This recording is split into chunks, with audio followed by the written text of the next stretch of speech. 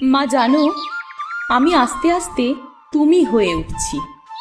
এ বাড়িতে এখন আমি সকাল বেলা উঠি, বিকেল শেষে আমার শরীরেও ঘামের গন্ধ হয়। এখন আর সারা সপ্তাহ ধরে সানডে প্ল্যান করি না, কারণ তোমার মতো রবিবারই সংসারের বেশি কাজ। আমি শাড়ি গুছিয়ে পড়তে শিখে গেছি মা, হাত খোপাতে স্বাচ্ছন্দ্য পাই বেশি। সারাক্ষণ আর মুঠোফোনে মুখ গুজে থাকি না, ঘড়ির কাঁটার সাথে সব সময় তর্ক করি।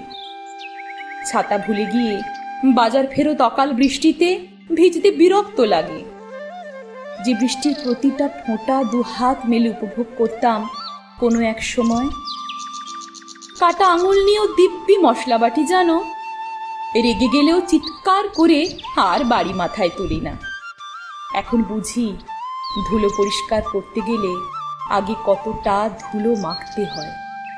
তবে জানো মা, পাতা ঝরা দুপুরের অবসরে কাটা ঘড়ির মতো মনটা হারিয়ে যেতে চায় মেয়েবেলার কুমির ডাঙা খেলার মাঠে।